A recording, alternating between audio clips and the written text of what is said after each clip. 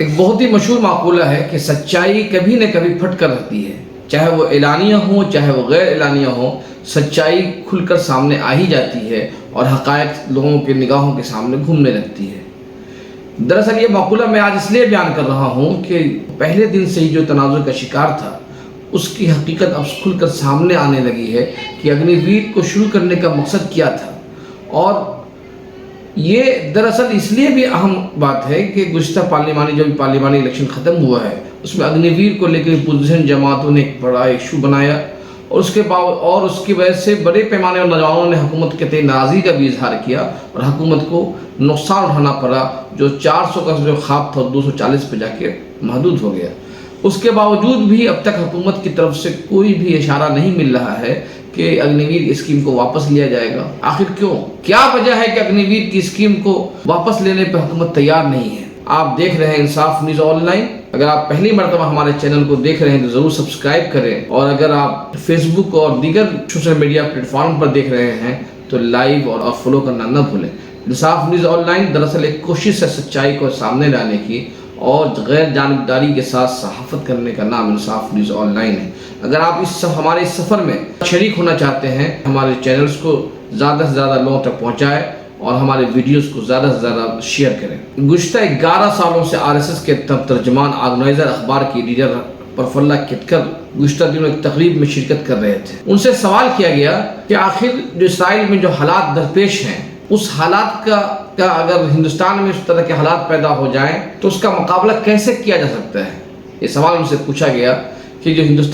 اگر اسرائیل جیسے حالات ہندوستان میں آ جائے تو اس کا مقابلہ کیسے کیا جا سکتا ہے؟ تو کتکر کی زبان سے جو سچائی سامنے آئی وہ چونکا دینے والا تھا۔ انہوں نے کہا کہ دراصل اگنی ویر اسکیم کی شروعات کرنے کا مقصد بھی یہی ہے کہ ہندوستان کی اندرونی خلفشار کا مقابلہ کیا جا سکے، اور اس کا مقصد ہے کہ ایسے نوجوانوں کو فوجی تربیت دی جائے، بعد میں ان نوجوانوں کی مدد سے اندرونی خلفشار پر کنٹرول کیا جائے۔ کتکر کے اس دھماکہ خیز بیان کو 4 دن ہو چکے ہیں، نہ اب تک حکومت کی طرف سے اس پر کوئی وضاحت آئی ہے، نہ کوئی جواب آیا ہے، نہ RSS نے اس پر کوئی صفائی پیش کی ہے، نہ کتکر کی گوشمالی کی ہے۔ آخر کیوں؟ یہ بات ہمیں یاد رکھنے کی ضرورت ہے کہ جب یہ اسکیم شروع ہو رہی تھی تو اس وقت حکومت کی طرف سے جو تاثر دیا گیا کہ اس اسکیم کا مقصد یہ ہے کہ فوج کے اخراجات کو کم کیا جائے، اور دفاعی بجٹ کے لیے جو مختص پیسے ہوتے ہیں اس پیسے کا زیادہ سے زیادہ دفاعی ساز و سامان کے خریدنے بنانے پر خرچ کیا جائے اور نوجوانوں پر کم سے کم خرچ کیا جائے، چونکہ 2.6 لاکھ کروڑ روپے نوجوانوں پر خرچ کر دیے جاتے ہیں۔ اسی طریقے سے 5 لاکھ کروڑ روپیہ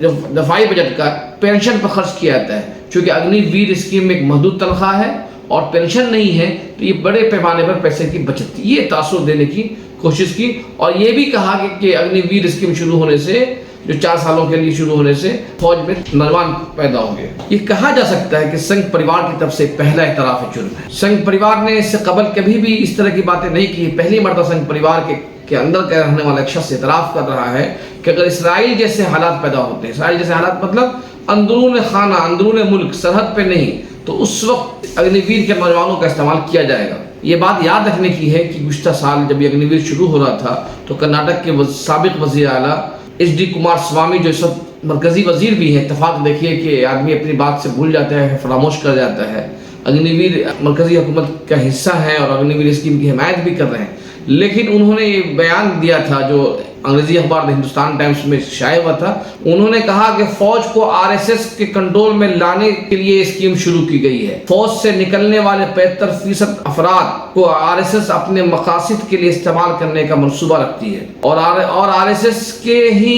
تقاضے ضروریات کو پورا کرنے کے لیے ہی اگنی ویر کی شروعات کی گئی ہے۔ یہ HD کمار سوامی جو کرناٹک کے سابق وزیر اعلیٰ ہیں اور اس وقت مرکزی وزیر ہیں، ان سے سوال کیا جانا چاہیے کہ آپ نے اگنی ویر کے سلسلے میں جو موقف پیش کیا تھا کیا وہ موقف صحیح ہے یا اب جو آپ خاموشی اختیار کر رکھے انہوں نے؟ سوال یہ ہے کہ پرفلہ کتکر جیسے دانشور جو ہندو رائٹ ونگ کے دانشور کہلاتے ہیں، دانشور ہیں یا نہیں میں نہیں بتا سکتا، لیکن وہ رائٹ ونگ کے دانشور ہیں اور انگریزی اخبار آرگنائزر کے ایڈیٹر ہیں، اور وہ ہندوتو اور RSS کے نظریات پر کھل کر لکھتے ہیں، بولتے ہیں۔ انہوں نے یہ انکشاف کیوں کیا ہے؟ آخر اس وقت انکشاف کرنے کا کیا مقصد ہے؟ تجزیہ نگار بتاتے ہیں کہ دراصل اس کا مقصد یہ ہے کہ ہندوتو کی بالادستی کا جو نظریہ ہے اس کو ایک بار ثابت کرنا چاہتے ہیں کہ دیکھیے ہم کہاں تک جا سکتے ہیں۔ اپنی نظریات کو ثابت کرنے کے لیے ہم کہاں کہاں کس کس ادارے کا استعمال کر سکتے ہیں. یہ بات یاد رکھنے کی ہے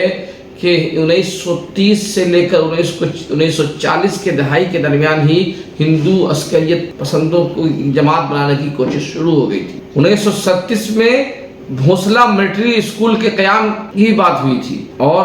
ساورکر جو ہندو مہاسبھا کے لیڈر ہیں اور اس وقت جن کو گاندھی کے مقابلے میں کھڑا کرنے کی کوشش کی جا رہی ہے، انہوں نے بار بار فوج کو ہندو بنائے، قوم کو ملٹری بنائے جیسے نعرے لگائے ہیں. اور خود یہ آر ایس ایس کے لوگوں کو دیکھا جائے، ان کے بیانات کو دیکھا جائے کہ آر ایس ایس اور دائیں بازو سے نظریات سے وابستہ لیڈران ہمیشہ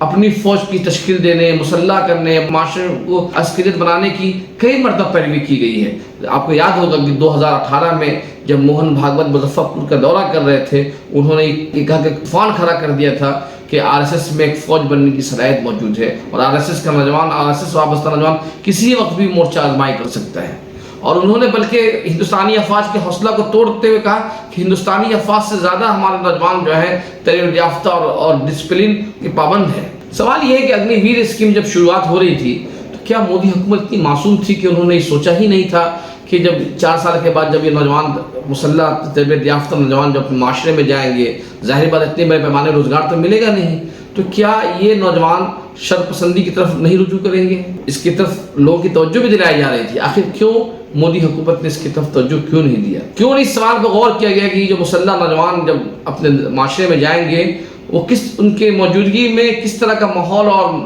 حالات پیدا ہوں گے؟ اس پر غور کیوں نہیں کیا گیا؟ دراصل مودی حکومت یہ تمام ضروریات کو جانتی تھی. یہ جانتے ہوئے بھی اس لیے اس نے شروع کیا کہ آر ایس ایس کی ضرورت ہے، آر ایس ایس چاہتا ہے. دراصل اگنی ویر کی جو اسکیم ہے وہ سیکولر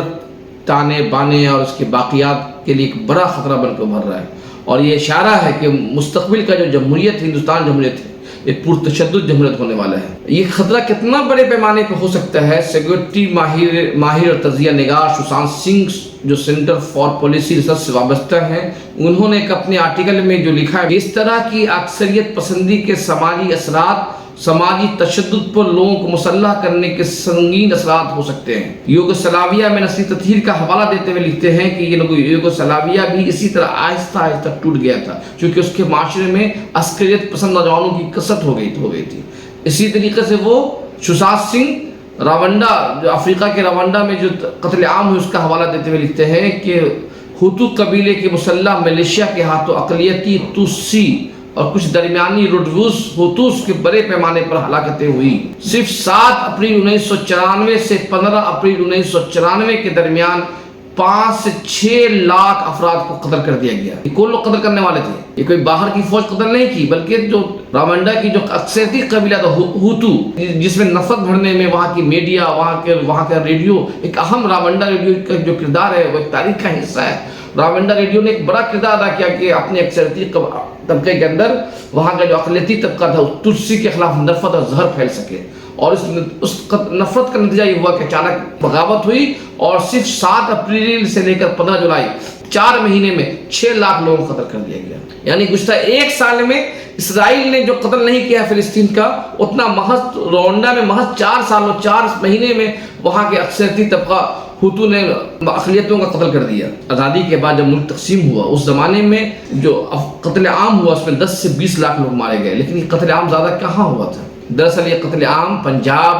جو ہندوستان میں ہے اور جو پاکستان کا جو سرحدی علاقہ ہے اس علاقے میں سب سے زیادہ قتل عام ہوا. اور یہ قتل عام ہونے کی سب سے بڑی وجہ یہ تھی کہ جو برٹش آرمی تھی اس برٹش آرمی میں اسی علاقے کے سب سے زیادہ نوجوان فوج میں بھرتی ہوئے تھے اور بعد میں ریٹائر ہوئے، اور یہی ریٹائر آرمی نے اتنے بڑے پیمانے کے قتل عام مچایا، اور اس جو قتل ہوا اس کے پیچھے اس کا کردار تھا. اور اس پہ یہ صرف ایک اندازے نہیں کہا جا رہا ہے، اس پہ ایک رپورٹ بھی آئی ہے، اور جو سشانت سنگھ جو ایک رپورٹ کا حوالہ دیتے ہوئے کہتے ہیں کہ یہ زیادہ تر جو فوج تھے برٹش آرمی میں وہ زیادہ تر اسی علاقے کے تھے. سشانت سنگھ لکھتے ہیں کہ یہ نام نہاد مذہبی یا دیگر کانفرنسوں میں مذہبی اقلیتوں کی نسل عام کی کھلے عام دعوت دی جا رہی ہے، اور ایگزیکٹو خاموش ہے، عدلیہ خاموش ہے، اور ایسے میں اس صورتحال میں 4 سالوں کے لیے نوجوانوں کی تربیت کی جا رہی ہے، بعد میں اس کو چھوڑ دیا جاتا ہے اور معاشرے میں نفرت زہر پھیلایا جا رہا ہے. سشانت سنگھ لکھتے ہیں کہ اس نفرت کا کبھی نہ کبھی اثر ہونا لازمی ہے. یہ روانڈا کی نسل کشی کا 30واں سال چل رہا ہے، 30ویں سالگرہ ہے. ایسے میں ہماری کوشش ہونی چاہیے کہ اگر ہم چاہتے ہیں انسانیت بچے ملک بچے تو ہمیں فوری طور پر اگنی ویر اسکیم کو ختم کرنا پڑے گا۔ آپ دیکھ رہے تھے انصاف نیوز آن لائن، بہت بہت شکریہ۔